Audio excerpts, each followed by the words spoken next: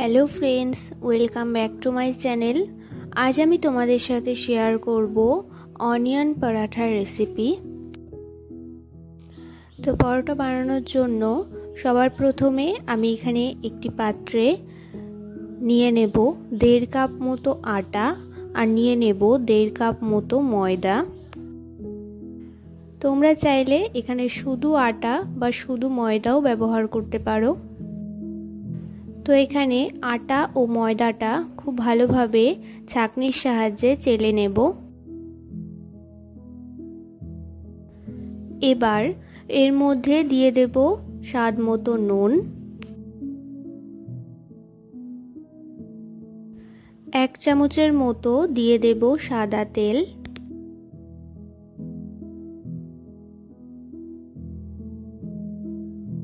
খুব ভালোভাবে সবকিছু মিশিয়ে নেব।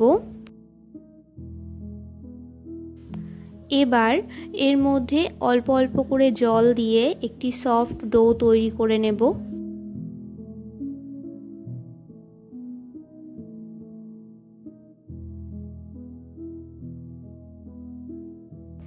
তো এখানে আমার পরোটার জন্য ডোটা মেখে নেওয়া হয়ে গেছে। এবার ঢেকে আলাদা করে রেখে দেব। এদিকে পেঁয়াজের পুরটা তৈরি করে নেব। তার জন্য সবার প্রথমে এখানে একটি পাত্রে দিয়ে দেব সরষের তেল। এর মধ্যে অল্প পরিমাণে কালো জিরে ফোড়ন দিয়ে দেব।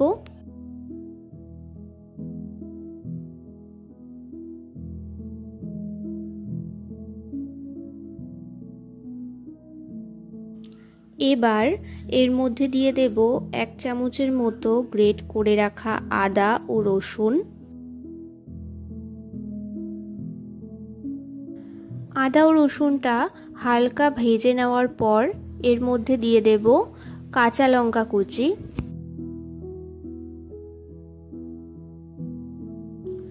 কাঁচা লঙ্কাটাও ভালোভাবে একটু ভেজে নেব।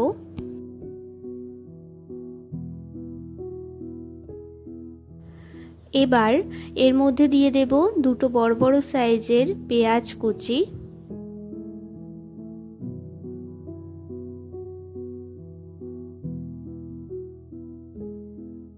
তো এখানে পেঁয়াজের পুরটা বানানোর সময় গ্যাসের ফ্লেমটা একদম লোতে রেখেই বানাবো। পেঁয়াজটা এখানে অতিরিক্ত ভাজলে চলবে না, শুধুমাত্র যাতে পেঁয়াজটা সফট হয়ে যায় সেই রকম ভাবে পেঁয়াজের পুরটা তৈরি করব।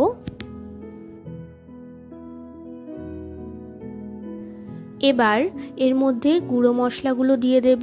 সবার প্রথমে দিয়ে দেব হলুদ গুঁড়ো, দিয়ে দেব গোলমরিচের গুঁড়ো, দিয়ে দেব স্বাদ মতো নুন। এবার খুব ভালোভাবে মশলাগুলো পেঁয়াজের সাথে মিশিয়ে নেব। এই পর্যায়ে এর মধ্যে দিয়ে দেব 1 চামচের মতো ভাজা মশলার গুঁড়ো। এর মধ্যে আমি গোটা জিরে, ধনে, মৌরি, শুকনো লঙ্কা ও তেজপাতা শুকনো খোলায় ভেজে গুঁড়ো করে নিয়েছি।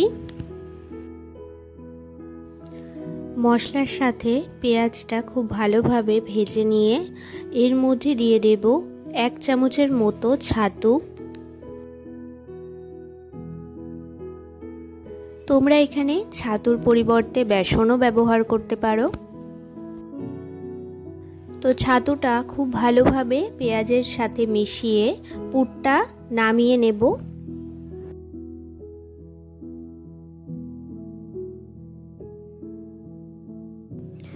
এখানে এই ডোটার থেকে এবার পরোটার জন্য গুটি করে নেব।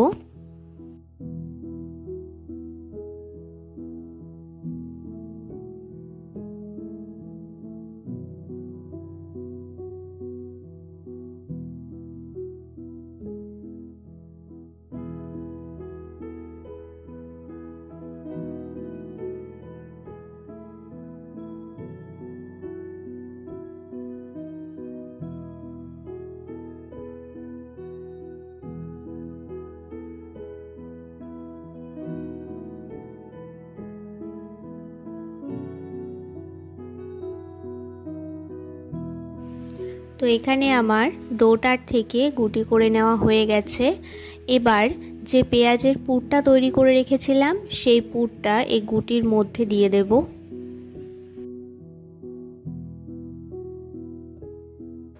তো এখানে একটি গুটি নিয়ে অল্প আটা নিয়ে নেব, তারপরে এইভাবে একটু চেপে চেপে বাটির মতো করে নেব।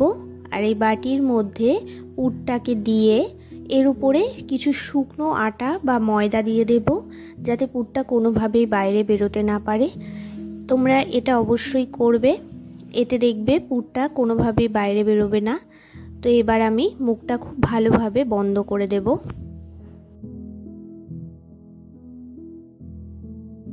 এখানে আমার একটি গুটিতে পুর ভরে নেওয়া হয়ে গেছে, এভাবেই বাকিগুলোতেও করে নেব।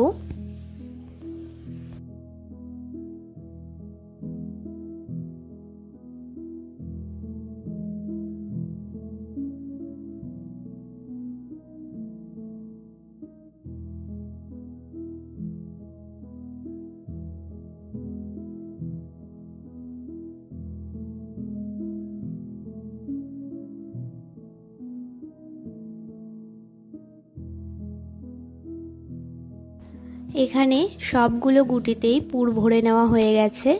এবার হাত দিয়ে প্রথমে একটু চেপে চেপে ফ্ল্যাট মতো করে নেব, যাতে পুরটা চারিদিকে একটু ছড়িয়ে যায় আর কোনোভাবেই বাইরে বেরিয়ে না আসে। তো এবার অল্প অল্প করে আটা দিয়ে পরোটাটা বেলে নেব।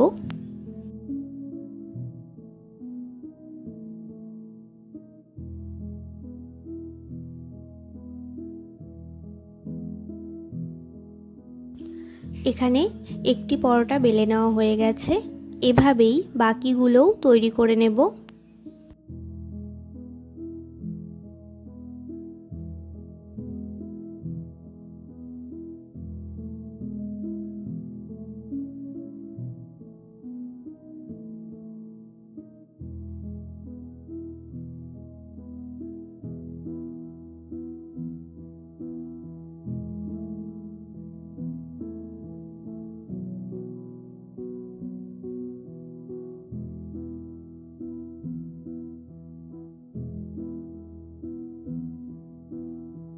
তো পরোটা এখানে আমার সবকটি বেলে নেওয়া কমপ্লিট।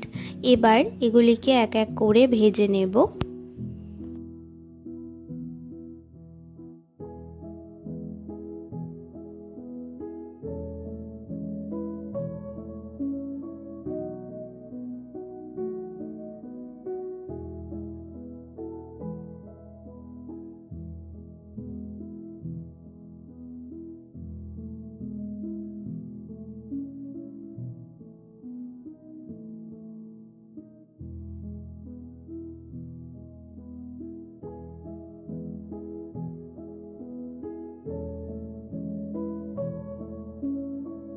তো এইভাবে পেঁয়াজের পরোটাগুলো প্রত্যেকটি এপিট ওপিট আগে ভালোভাবে সেঁকে নেব, তারপর অল্প অল্প করে তেল দিয়ে পরোটাগুলো ভেজে তুলে নেব।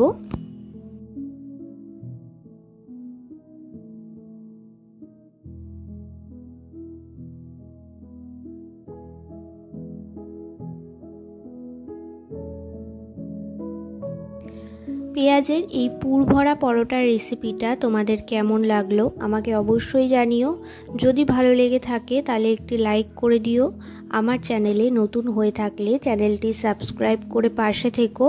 দেখা হচ্ছে নতুন একটি ভিডিওতে।